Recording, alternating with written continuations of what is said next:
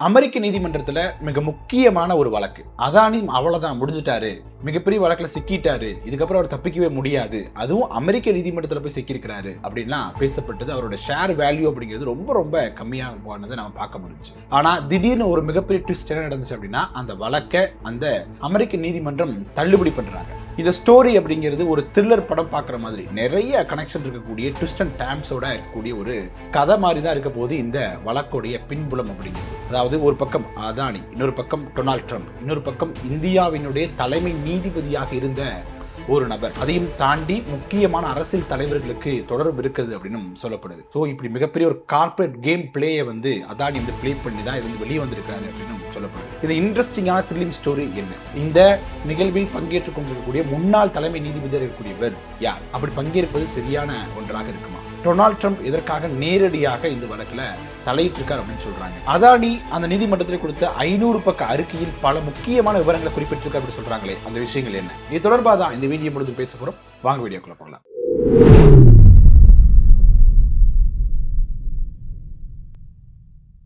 வணக்கம் மக்களே, நான் உங்கள் மது, கோப்பாசையிலிருந்து.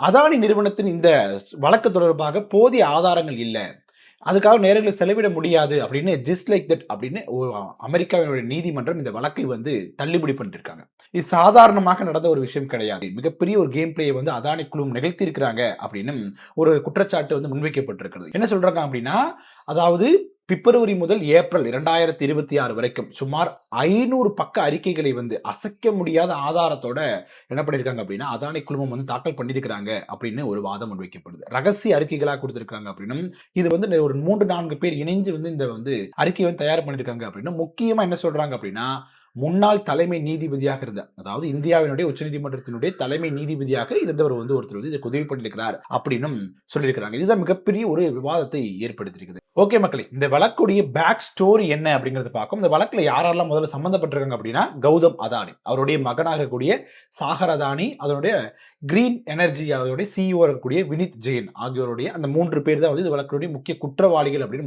முதல்ல வழக்கு வந்து தொடரப்படுது. ஸோ இப்போ என்ன பண்றாங்க அப்படின்னா, ஆதாரங்கள் தாக்கல் செய்யப்படுது. அதுக்கப்புறம் நீதிமன்றம் என்ன சொல்றாங்க அப்படின்னா, இந்த வழக்கை முற்றிலுமாக தள்ளுபடி செய்யறாங்க, போதிய ஆதாரங்கள் இல்லை அப்படின்னு சொல்றாங்க. சரி, இந்த மனுவோட அவங்க இணைத்திருக்கக்கூடிய டைம் லைன் இருக்கு பாத்தீங்களா, அதான் ரொம்ப பெரிய முக்கியமானது அப்படின்னு சொல்றாங்க. ஏன் அப்படின்னா, பிப்ரவரி 3 முதல் என்ன பண்றாங்க, ஏப்ரல் மாதம் 17 வரைக்கும் இந்த மனுக்கு அந்த டைம் லைன் அப்படிங்கிறது செட் பண்ணப்பட்டிருக்கு அப்படின்னும், அந்த கேப்ல வந்து பாத்தீங்கன்னா அமெரிக்க புலனாய்வு அமைப்புகளோடு என்ன பண்ணிருக்காங்க, தொடர்ந்து பேச்சுவார்த்தை நடத்தப்பட்டிருக்கிறது அப்படின்னும், நிறைய மீட்டிங்கள் நடத்தப்பட்டிருக்கு அப்படின்னு சொல்றாங்க. குறிப்பா என்ன சொல்றாங்க அப்படின்னா, ஜூனியர் டொனால்ட் ட்ரம்ப் சொல்லக்கூடிய டொனால்ட் ட்ரம்ப்புடைய மகன், அவருடைய வந்து பேச்சுவார்த்தை நடைபெற்றிருக்கு. நேரடியாக அதானியே போயிட்டு என்ன பண்ணிருக்காரு, பேச்சுவார்த்தை பண்ணிருக்கிறாரு அப்படின்னு சொல்லப்படுது. அதையும் தாண்டி எந்தெந்த நிலையிலெல்லாம் அதானின் மீது குற்றச்சாட்டு வைக்கப்பட்டதோ அதை உடைக்கும் விதமாக பல்வேறு நிபுணர்களை பயன்படுத்தி என்ன பண்ணிருக்காங்க, ஒரு 500 பக்க அறிக்கையை வந்து அதானி வந்து என்ன பண்ணிருக்காரு அப்படின்னா தாக்கல் பண்ணிருக்காரு. எந்தெந்த வகையிலெல்லாம் ஒரு சட்டத்தில் ஓட்டை இருக்குன்னு சொல்லுவாங்க இல்லையா, அந்த ஓட்டையெல்லாம் பயன்படுத்தி அதானி தப்பிச்சிருக்காரு அப்படிங்கிற மாதிரி குற்றச்சாட்டை ஒரு போட்டு முன்வைக்கிறாங்க.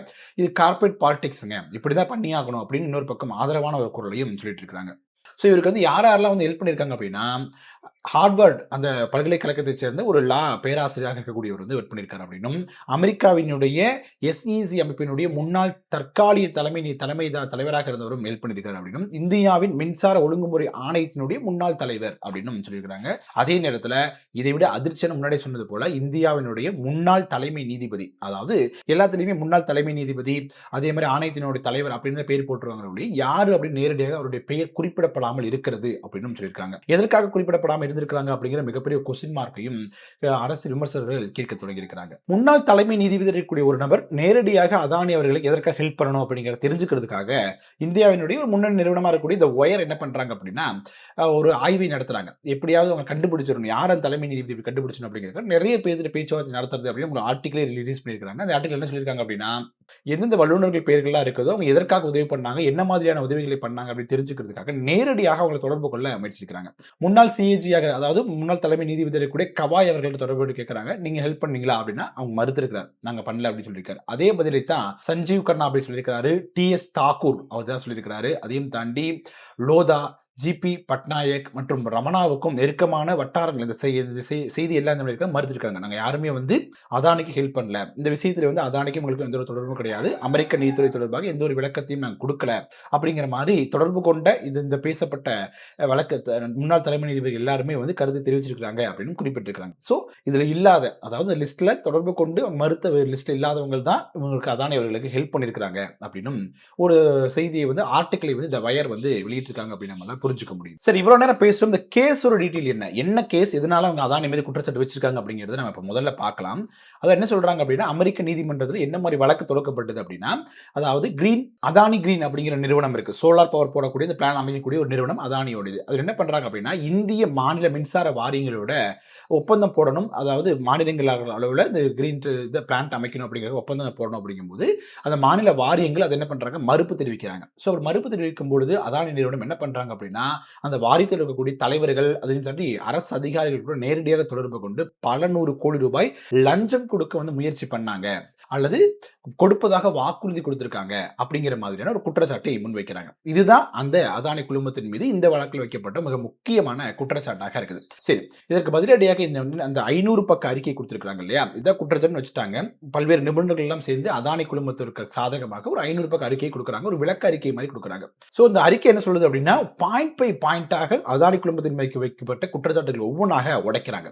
முதல்ல என்ன சொல்றாங்க அப்படின்னா, நீங்க வந்து அமெரிக்கா என்ன குற்றச்சாட்டு வைக்கிறாங்க அப்படின்னா, மாநில அதிகாரிகளுக்கு லஞ்சம் கொடுக்கதாக நாங்க வந்து குற்றம் சாட்டிருக்கோம் இல்லையா, அதே தேதியில அதானி குழுமம் என்ன பண்ணிருக்காங்க அப்படின்னா, தள்ளுபடி விலையை வந்து அறிவிச்சிருக்காங்க. அதாவது இந்த பிளான்ட் அமைப்பதற்கு நாங்க முன்னாடி ஒரு கொட்டேஷன் கொடுத்திருப்போம், அந்த கொட்டேஷன்ல இருந்து விலையை வந்து குறைச்சு கொடுத்திருக்கிறோம், அதைத்தான் மாறுதலாக லஞ்சம் அப்படிங்கிற பேர்ல கொடுக்காங்களே ஒழிய, இது வந்து ஒரு கார்ப்பரேட் நிறுவனமாக எங்களுடைய இன்வெஸ்ட்மெண்ட்டுக்காக, எங்களோட டெவலப்மெண்ட்டுக்காக நான் கொடுக்கக்கூடிய ஒரு தள்ளுபடி தான் அப்படிங்கிற மாதிரி என்ன சொல்லியிருக்காங்க அப்படின்னா, இந்த லஞ்சம் கிடையாது, இது தள்ளுபடி அப்படிங்கிற ஆங்கிள் இந்த ஒரு இதை வந்து திருப்பக்கூடிய முயற்சி வந்து அந்த 500 பக்க அறிக்கையில மிக முக்கியமாக பிரதானமாக இருந்துச்சு அப்படின்னு சொல்றாங்க. இந்த கேஸ் இன்னும் முக்கியமான ஒரு ஆதாரமா கொடுக்கப்பட்டது என்ன அப்படின்னா, அசீர் பவர், அதாவது இவங்களுடைய போட்டி நிறுவனம் அதானி கிரீன்ஸோடைய போட்டி நிறுவனத்தை சேர்ந்த நிர்வாக அதிகாரிகள் நிறைய பேர் என்ன பண்றாங்க, இதற்கு எதிராக இந்த மாதிரி குற்றச்சாட்டுகள் நடந்திருக்கு அப்படின்னு நேரடியாக தங்களுடைய வாக்குமூலங்களை வந்து கொடுத்திருந்தாங்க. சோ அந்த நேரத்தில் என்ன சொல்றாங்க அப்படின்னா, அதானி குழுமம் அவர்கள் எல்லாமே இதுக்கு முன்பாக முறைகேடில் ஈடுபட்டவங்க, அசீர் பவர் நிறுவனத்திலேயே இவர்கள் மீது நிறைய முறைகேடு குற்றச்சாட்டுகள் இருக்கிறது,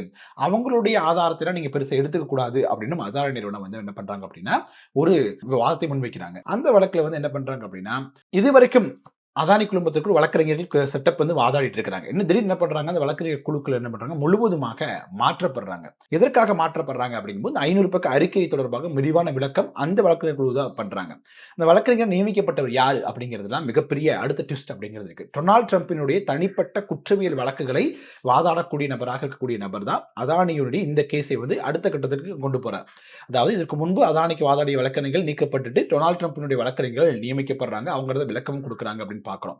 இதுக்கு முன்பாக ஜூனியர் டொனால்ட் ட்ரம்ப் கிட்ட நம்ம அதானி அவர்கள் நேரடியாக பேச்சுவார்த்தை நடத்தினாரு அப்படிங்கிற மாதிரி ஒரு பேச்சு பேசியிருந்தோம் இல்லையா, அதோட கண்டினியூட்டியோட இதை பார்க்கும் பொழுது ஸோ இதுல வந்து அண்டர்லைன் டீலிங் ஏதாவது இருக்குமா, டொனால்ட் ட்ரம்ப்பும் ஒரு மிகப்பெரிய பிசினஸ் மேனாக இருக்கக்கூடியவர் தான், இப்போதும் பிசினஸ் தொடர்பான மைண்ட் செட்டோட இருக்கக்கூடியவர். ஸோ அதானியினுடைய அண்டர்லைன் டீலிங் மூலமாக இது நடந்திருக்கலாம் அப்படிங்கிற மாதிரியான ஒரு பேச்சும் அடிபடுது. சரி, வழக்குகள் நடக்குது, வழக்கங்கள் மாற்றப்படுறாங்க, 500 பக்க அறிக்கை கொடுக்குறாங்க, 500 பக்க அறிக்கை விளக்கங்கள் கொடுக்கப்படுது. அப்ப தீர்ப்பு கொடுக்குறாங்க. என்ன தீர்ப்பு வருது அப்படின்னா, கிரிமினல் வழக்கு அதுல வந்துட்டுல அதானி மீதான கிரிமினல் வழக்குகள் என்ன பண்றாங்க, அமெரிக்க நீதித்துறை முற்றிலுமாக என்ன பண்றாங்க அப்படின்னா தள்ளுபடி பண்ணிடுறாங்க. சிவில் வழக்கு போட்டிருக்காங்க இல்லையா, லஞ்சம் கொடுத்துட்டாங்க அப்படின்னு ஒரு புகார் போட்டாங்க இல்லையா, அதை ஒப்புக்கொள்ளவும் இல்லை. அதானி குறிப்பு நாங்கள் ஒப்புக்கொள்ளவும் இல்லை, அதே சமயம் நான் லஞ்சம் கொடுக்கல அப்படின்னு மறுக்கவும் இல்லை, நாங்கள் தள்ளுபடி கொடுத்துட்டோம் அப்படின்னு சொல்லி அதை வந்து மழுப்பிட்டாங்க.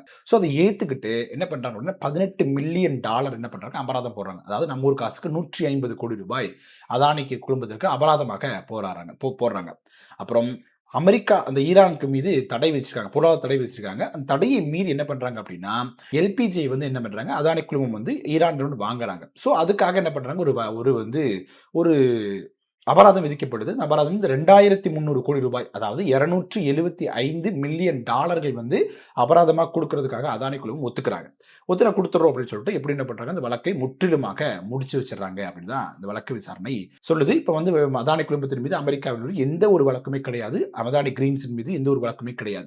மிகப்பெரிய பூதாகரமாக பேசப்பட்டது, அதானியின் மீது இந்த வழக்கு போடப்பட்டுச்சு அப்படின்னா அவருடைய பிசினஸ் அப்படிங்கிற அஸ்தமனம் ஆயிரும், மிகப்பெரிய அடியை வந்து அதானி வாங்குவாரு அப்படின்னு சொல்லப்பட்டு ஷேர் மார்க்கெட்டில் ஷேரோட வேல்யூ அப்படிங்கிறது மிகப்பெரிய டவுன் ஆச்சு அப்படிங்கிறத பார்க்க முடியுது ஒரு சமயத்துல. இப்ப என்ன நடந்துச்சு அப்படின்னா, முற்றிலுமாக அந்த வழக்குகள் தள்ளுபடி செய்யப்பட்டிருக்கிறது. அதானி மீது தூய்மையானவர் அப்படின்னு அமெரிக்க நீதிமன்றம் பதில் குடுத்திருக்குது அப்படின்னு பார்க்க முடியுது. அதே சமயம் இந்த பக்கம் டொனால்ட் ட்ரம்பிற்கு அவருடைய மகனுக்கும் இடையே அந்த அதானி குழுமத்தினோட நேரடி தொடர்பு இருப்பது. இந்த பக்கம் வந்து தலைமை நீதிபதி அவர்களே, அதாவது முன்னாள் தலைமை நீதிபதி அவர்களே அதானிக்காக வேலை செஞ்சது. இது போன்ற நிறைய லிங்க்குகளை டாட்களை வந்து இணைச்சு பார்க்கும் பொழுது, இந்த மிகப்பெரிய கார்ப்பரேட் பாலிடிக்ஸ் அப்படிங்கிறது, அண்டர்லைன் பாலிடிக்ஸ் அப்படிங்கிறதும் நடந்திருக்கிறது அப்படிங்கிறது தான் பல்வேறு நபர்கள் வைக்கக்கூடிய ஒரு சந்தேக பார்வையாக இருக்குது. ஓகே மக்களே, வீடியோவோட இறுதி பகுதிக்கு வந்துட்டோம். அதானி இந்த வழக்கை கையாண்ட விதம் அப்படிங்கிறது ஒரு த்ரில்லர் ஸ்டோரிக்கு இணையான ஒன்றாக இருக்குது. அதாவது பல்வேறு ட்விஸ்ட் அண்ட் டர்ன்ஸ், மிகப்பெரிய தலைவர்களுடைய அண்டர்லைன் மீட்டிங் நடக்குது, ரகசிய மீட்டிங் நடக்குது. இந்த பக்கம் இந்தியாவினுடைய தலைமை நீதிபதியாக இருந்தவர் வந்து என்ன பண்றாரு, அதானே ஹெல்ப் பண்றாரு.